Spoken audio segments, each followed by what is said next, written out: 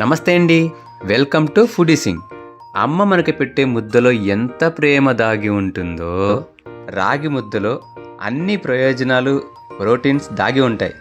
అలాంటి రాగి ముద్దని మనందరికీ ఎంతో ఇష్టమైన నాటుకోడి కూరతో తింటే అబ్బా, ఆ రుచి చాలా బాగుంటుందండి.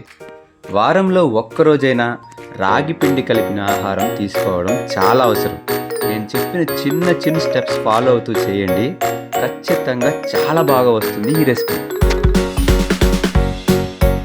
శుభ్రంగా కడిగి పెట్టుకున్న 1 కేజీ నాటుకోడి కూర తీసుకొని అందులో 2 స్పూన్ల సాల్ట్, 3 టేబుల్ స్పూన్ల కారం. నాటుకోడి కూరకి కారం ఎక్కువే ఉండాలండి. కారం, ఉప్పు ముక్కలకు బాగా పట్టేలా కలుపుకొని పక్కన పెట్టేసుకోవాలి.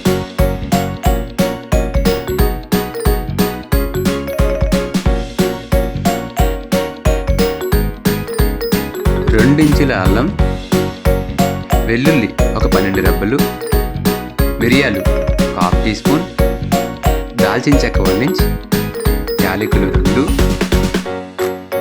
లవంగాలు 6, జాపత్రి కొద్దిగా, స్టార్ ఫ్లవర్ 1/2 ఉంటే సరిపోతుందండి ఫ్లేవర్ కోసం, గసగసాలు 1 టేబుల్ స్పూన్, జీలకర్ర 1/2 టీ స్పూన్, ధనియాలు 2 టేబుల్ స్పూన్, ఎండు కొబ్బరి 1 చిన్నది, లవంగాలు, చెక్క, యాలకులు, జాపత్రి, స్టార్ ఫ్లవర్, ధనియాలు, జీలకర్ర వేసుకొని స్టవ్ని సిమ్లో పెట్టి నిదానంగా వేయించుకోవాలి.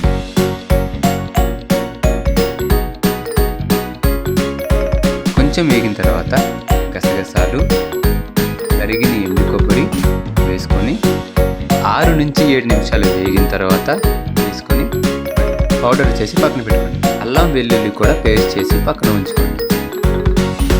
4 మీడియం సైజులో ఉండే ఉల్లిపాయలు, 3 పచ్చిమిరపకాయలు సన్నగా తరుక్కొని పక్కన పెట్టుకోండి. నేను మట్టి పాత్రలో చేయడం వల్ల ప్రాసెస్ మొత్తం మీడియం ఫ్లేమ్లో పెట్టుకొని చేశాను. అడుగు మందంగా ఉండే కడాయిలో 3 టేబుల్ స్పూన్ల ఆయిల్ వేసుకొని, నాన్ వెజ్కి ఆయిల్ ఎక్కువ వేసుకోవాలండి, తప్పదు. ఆయిల్ కొంచెం వేడెక్కిన తర్వాత సన్నగా తరిగిన ఉల్లిపాయ ముక్క వేసుకొని, నేను ఇక్కడ ఉల్లిపాయలు ఎక్కువ వాడుతున్నానండి, ఎందుకంటే మనకి ఈ రెసిపీలో గ్రేవీ చాలా అవసరం. ఇప్పుడు ఇందులో 1 చిటికెడు పసుపు వేసుకోండి. ఉల్లిపాయల నుంచి ఆయిల్ ఇలా సపరేట్ అవుతున్నప్పుడు గ్రైండ్ చేసుకున్న అల్లం వెల్లుల్లి పేస్ట్ వేసుకోవాలి.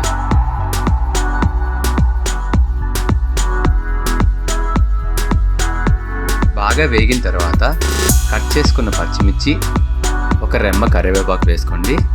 పచ్చిమిర్చి, కరివేపాకు ఇప్పుడు వేసుకోవడం వల్ల ఆ ఫ్లేవర్ చాలా బాగుంటుంది. ఇప్పుడు మనం రెడీ చేసుకున్న చికెన్ వేసుకొని ఒకసారి బాగా కలుపుకోవాలి. చికెన్ బాగా వేగి ఆయిల్ సపరేట్ అవుతున్నప్పుడు మనం ముందుగా రెడీ చేసి పెట్టుకున్న మసాలా వేసుకొని బాగా కలుపుకోవాలి.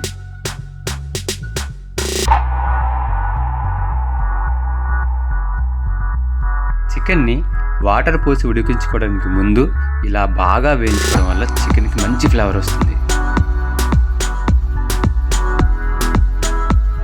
చికెన్ బాగా వేగిన తర్వాత 500 ml వాటర్ పోసుకుంటున్నాను. మన ఈ రెసిపీకి గ్రేవీ అవసరం కాబట్టి నేను కొంచెం వాటర్ ఎక్కువ వాడుతున్నానండి.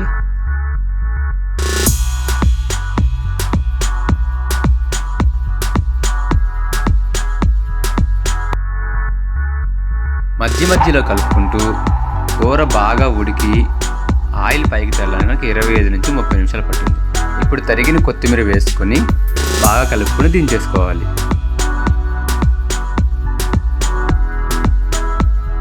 ఇప్పుడు రాగి ముద్ద కోసం 1 కప్పు రాగి పిండి తీసుకున్నాం. ఇదే కొలతలతో మీరు ఎన్ని కప్పులను చేసుకోవచ్చు. తీసుకున్న ఆ కప్పు రాగి పిండి నుంచి 2 టీ స్పూన్ సపరేట్ చేసి పక్కన పెట్టుకోవాలి. 1 కప్పు పిండికి 2 కప్పులు నీళ్ళు అవసరం. ఆ 2 కప్పుల వాటర్లో నుంచి నేను 1/2 కప్పు వాటర్ తీసుకొని సపరేట్ చేసిన రాగి పిండిలో వేసి ఎక్కడా ఉండలు లేకుండా బాగా మిక్స్ చేసుకోవాలి.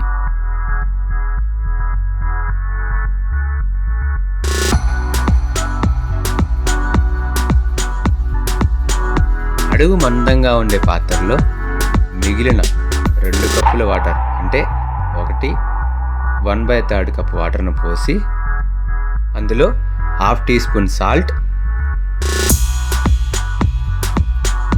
1 టీ స్పూన్ నెయ్యి వేసి బాగా కలుపుకోవాలి.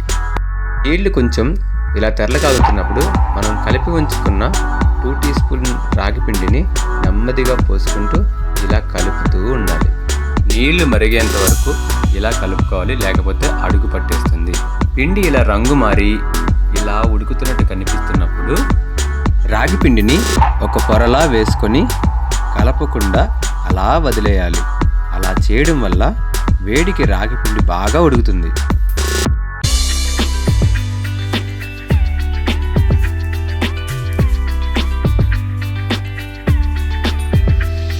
వీడియోలో చూపించిన విధంగా ఇలా వాటర్ పైకి వచ్చినప్పుడు పప్పుగుత్తి కానీ లేదంటే చపాతీ కర్ర సాయంతో వీడియోలో చూపించిన విధంగా తిప్పుకుంటూ బాగా కలపాలి.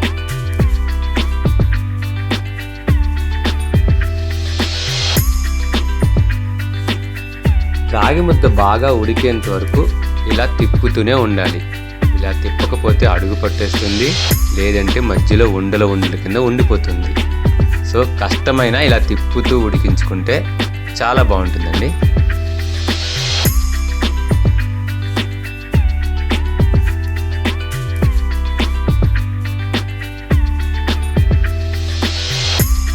రాగి ముద్ద బాగా ఉడకడానికి 7 నుంచి 8 నిమిషాలు సమయం పడుతుంది. పిండి ఉడికిందా లేదా చూడడానికి ఇలా తాకి చూస్తే చేతికి అతుక్కోలేదు అంటే పిండి ఉడికిపోయినట్టే. ఇప్పుడు చేతిని తడి చేసుకుని రాగి ముద్ద వేడిగా ఉన్నప్పుడే ఇలా ముద్దలు కింద చేసుకొని పక్కన పెట్టేసుకోవాలి.